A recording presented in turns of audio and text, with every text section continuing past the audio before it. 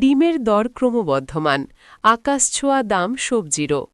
সামান্য বরাদ্দে ডিম সবজি কিনতে না পেরে বরাদ্দ বৃদ্ধির দাবিতে সিডিপিও দফতরে বিক্ষোভ আইসিডিএস কর্মীদের। খোলা বাজারে একটি ডিমের দাম ৮.৫ টাকা। পাল্লা দিয়ে বেড়েছে সবজি, মশলা ও জ্বালানির দর। অথচ আইসিডিএস কেন্দ্রগুলিকে উপভোক্তাদের মাথাপিছু বরাদ্দ মাত্র ৬.৫ টাকা। সামান্য ওই বরাদ্দে আইসিডিএস কেন্দ্রগুলিতে তৈরি হয় অচলাবস্থা। অবিলম্বে বরাদ্দ বৃদ্ধি করে এই অচলাবস্থা কাটানোর দাবিতে আজ বাঁকুড়ার কতুলপুরে সিডিপিও দফতর ঘেরাও করে বিক্ষোভে ফেটে পড়লেন কতুলপুর ব্লকের আইসিডিএস কর্মীরা।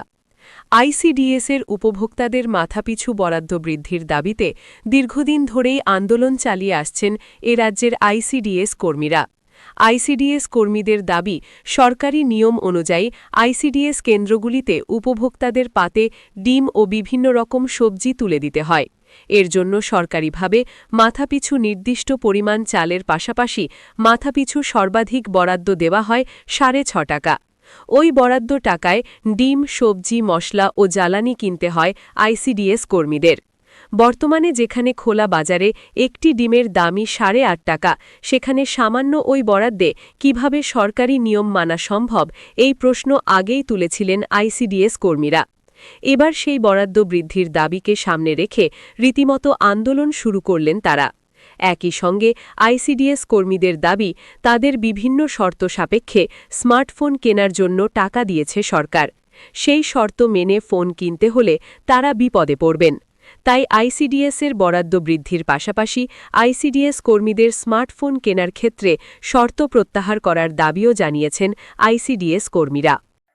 আমরা আজ এসেছি আমাদের প্রজেক্ট অফিসার সিডিপিও মহাশয়ের সাথে আমরা আলোচনা করতে।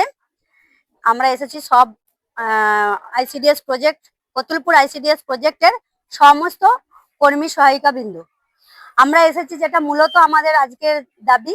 আমরা আজ 5 বছর যাবৎ পোষণ টেকার অ্যাপস নামে একটা অ্যাপ শুরু হয়েছে। সেই অ্যাপসের মাধ্যমে আমাদেরকে এখন কাজ করতে হয়, কিন্তু আমাদের প্রথম থেকে দাবি ছিল যে ওই অ্যাপসে কাজ করার জন্য আমাদেরকে 5G মোবাইল একটা দরকার।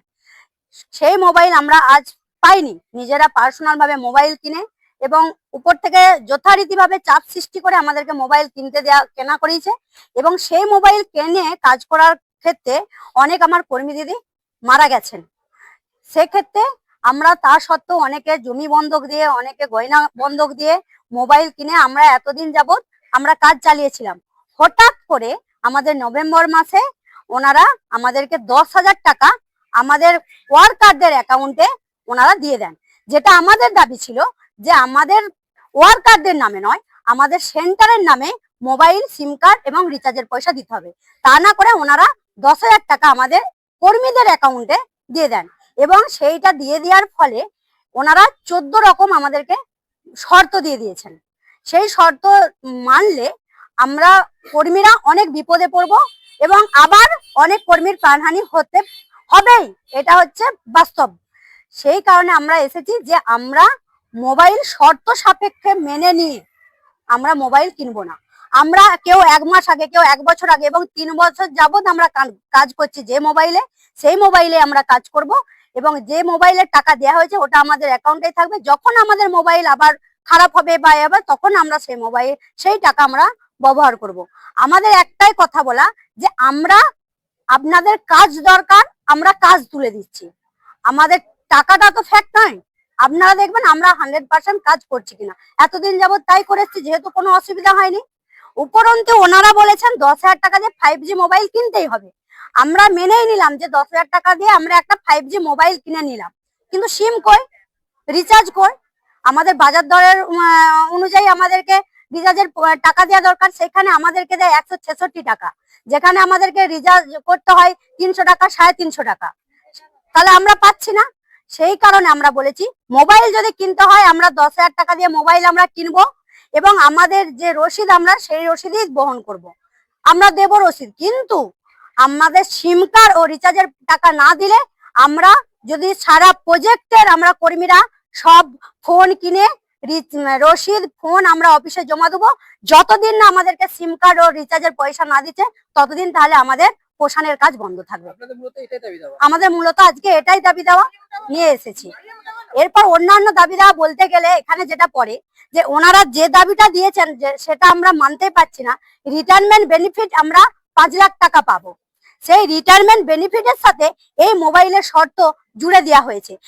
দেখুন, আপনাদের কেউ 1 মাস, কেউ 2 মাস, কেউ 1 বছর, কারো 10 বছর, কারো বা 25 বছর, কারো 35 বছর এরকম চাকরি আছে।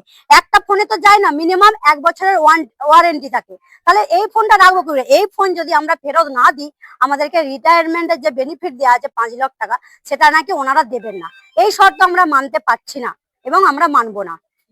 উপরন্তু আমাদের বাজার দরের সাথে ডিমের যে অত্যধিক মূল্য সেটা আমরা সবাই জানি। আমাদেরকে সেই অনুযায়ী সরকারি রেট হিসাবে দেয় 6.5 টাকা, এখন কিনতে হয় আমাদেরকে 8 টাকা 8.5 টাকা। আমরা তাই ঠিক করেছি আগামী সপ্তাহ থেকে যে আমরা ডিম বা আমাদের সেন্টার আমরা সংক্রান্ত যে আমরা পরিচালনা, আমাদের বেনিফিশিয়ারি কমিটিকে নিয়ে মিটিং করে আমরা আমাদের মতো করে সেন্টার আমরা পরিচালনা করব।